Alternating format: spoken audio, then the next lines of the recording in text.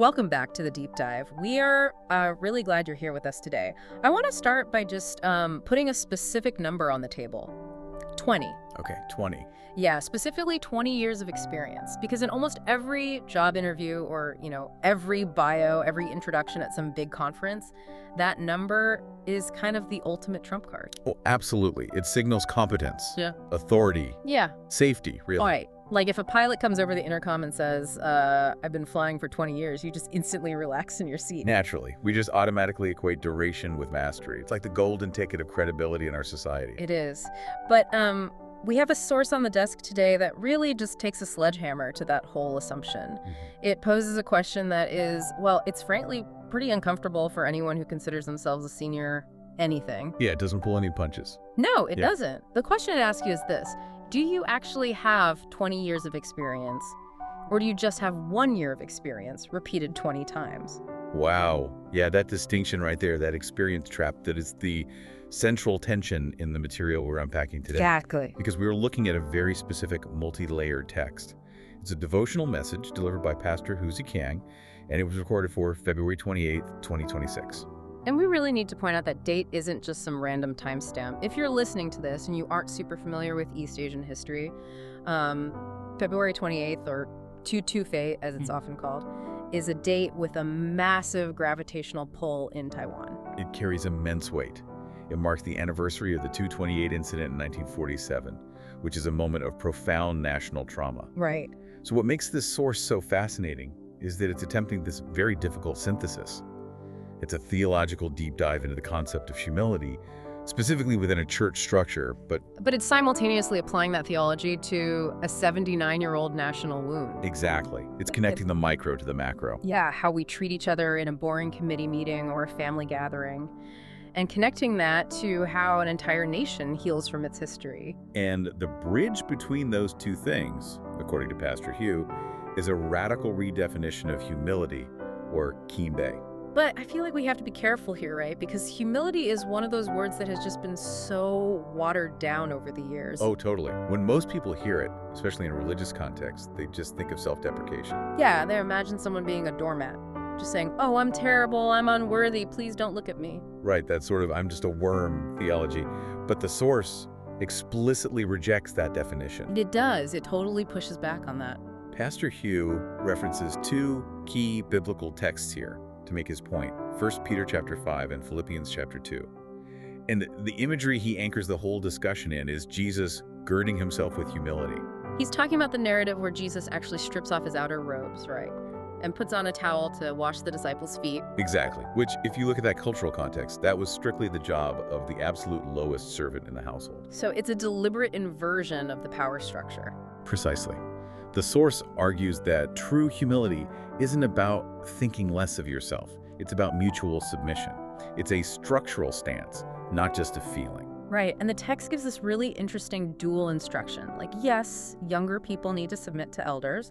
That's the traditional hierarchy we all know. Respect the history, respect the position. That part is familiar to pretty much everyone. But that's usually where most institutions stop. It's just, I'm the boss, you listen to me. Correct. And the pivot in this message is that everyone must submit to God. And crucially, the elders themselves must clothe themselves in humility toward the younger generation. Right. Because if the elders are just demanding submission without modeling that servant leadership, without putting on the towel themselves, the whole system just collapses. Which brings us right into the first major conflict that the source identifies. He calls it the Generation Gap War. It sounds super dramatic, but honestly, anyone who has ever been part of a long-standing organization knows exactly what this war is. Oh, yeah. Whether it's a church, a massive Fortune 500 corporation, or just a family business. It's that constant friction between the way we've always done it and the way it needs to be done now. And this is exactly where that quote about experience becomes a weapon. The source describes this dynamic where older members use their tenure as a literal shield. They pull rank. They say things like, well, I've been sitting in this exact pew for 40 years, or I've been on this corporate board for 3 decades. And the heavy implication is, therefore I am right, and you just need to sit down and be quiet. Yeah, and Pastor Hugh makes a really scathing distinction here. He says, and this is a direct quote, "The quantity of age does not guarantee the quality of faith experience." That is so good. Just because you have been present for 40 years doesn't mean you have actually matured for 40 years. It's a terrifying thought, actually, when you apply it to yourself. It really is, because tenure does not equal maturity. It forces you to just audit your own life. Exactly. The source warns about the one-year repeated trap. I mean, think about it in a purely professional context. If a teacher uses the exact same lesson plan from 1995 and 2025, they haven't actually gained 30 years of experience. No, they've just engaged in 30 years of repetition. They've stagnated. Precisely.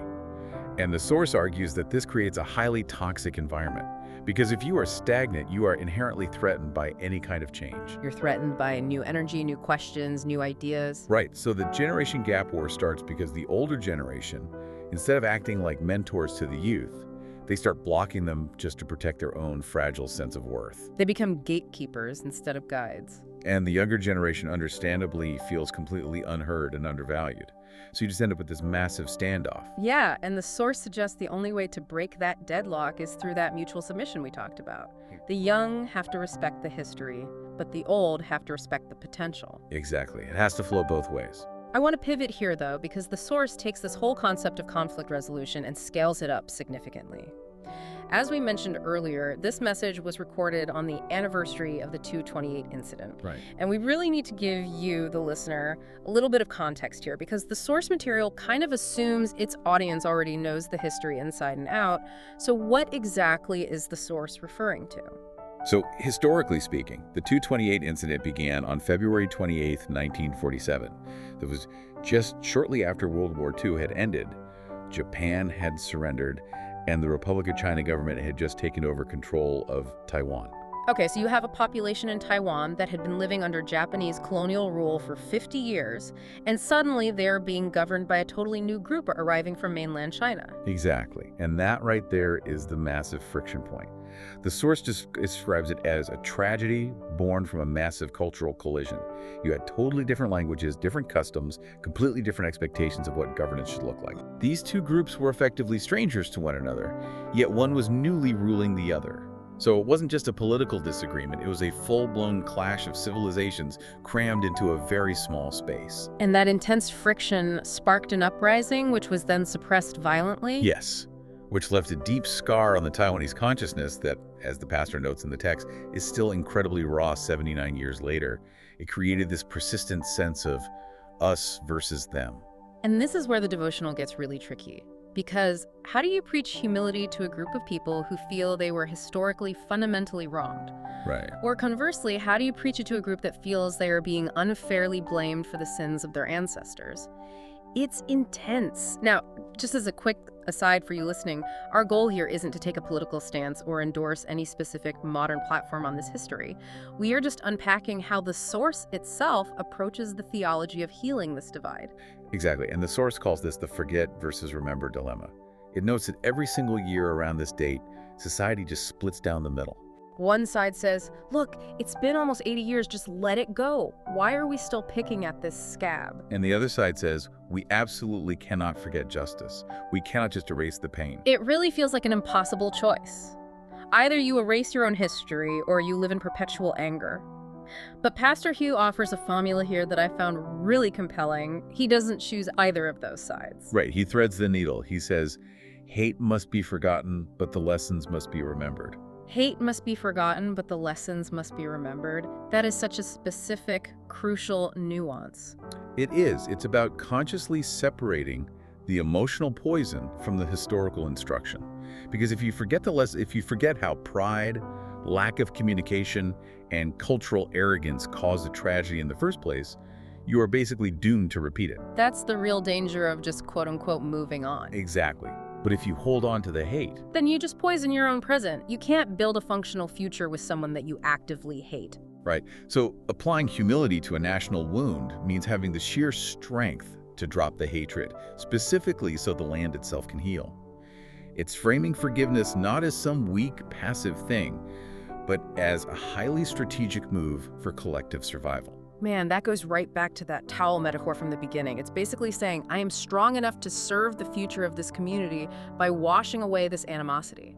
That is a really powerful way to put it, and it connects so seamlessly back to the church context he was talking about. Because whether it's a massive national political divide or just a petty squabble over the church budget, the root cause is almost always the exact same thing. A flat-out refusal to lower one's defenses. Exactly. Which brings us to the motivation section of the source. And honestly, this part actually made me laugh a little bit because it perfectly highlights how absurd human conflict can be.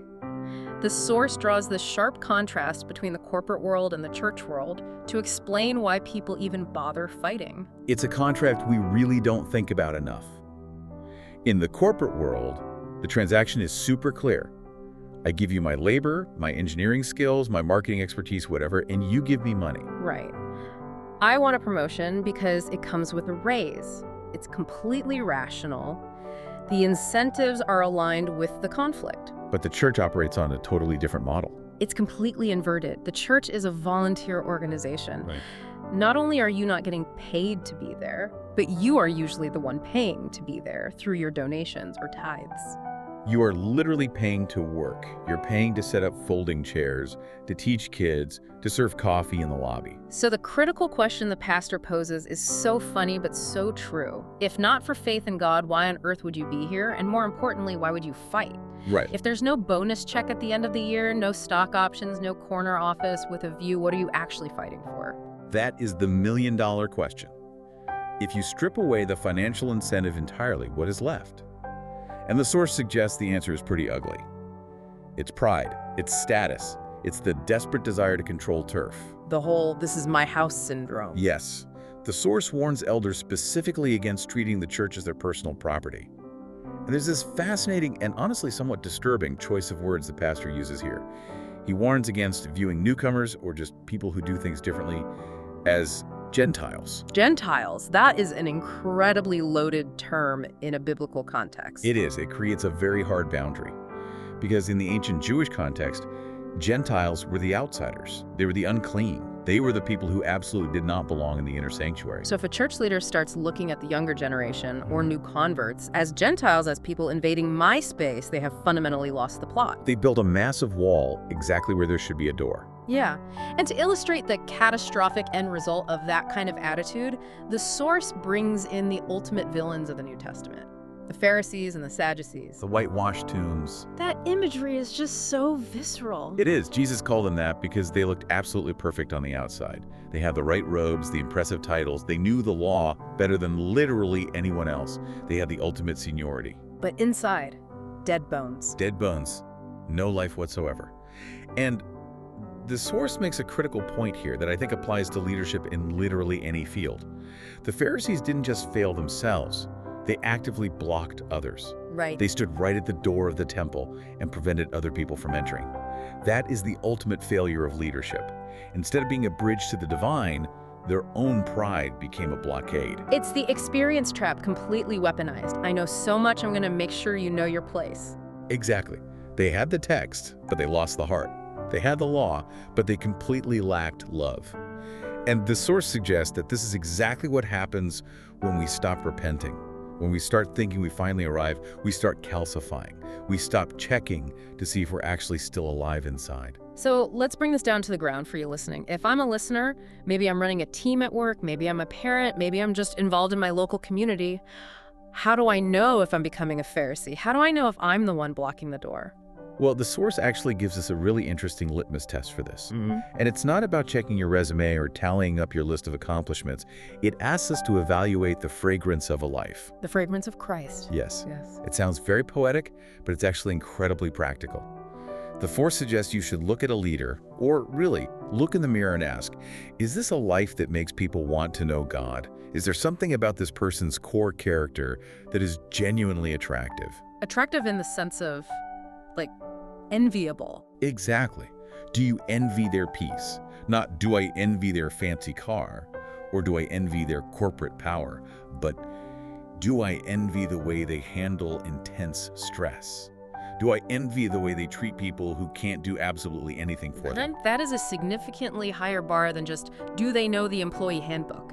It completely shifts the metric from, do they respect my authority, to, do they desire my character? Right. If someone is just bossing people around like a bad middle manager simply because they happen to have been there the longest, they fail the test, they might be a whitewashed tomb, they look like a leader on paper, but they're dead inside. And honestly, people can smell that. Ouch. Yeah, they really can. Okay, so if we realize we might actually be in the danger zone, if we realize we've been repeating year one for the last decade, what is the solution? What does the source actually tell us to do? It's surprisingly simple, but it is incredibly hard to execute. It's repentance. Not just, hey, try harder next time. No.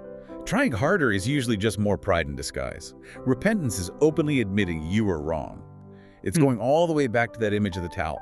It's taking off the heavy robe of I know everything and putting on the towel of I'm here to learn and I'm here to serve. And the source emphasizes that this isn't just some one-time event, right? You don't just, quote-unquote, become humble in 1995 and then ride that way forever. No, it's a daily, active decision. The source talks about being renewed by the Holy Spirit.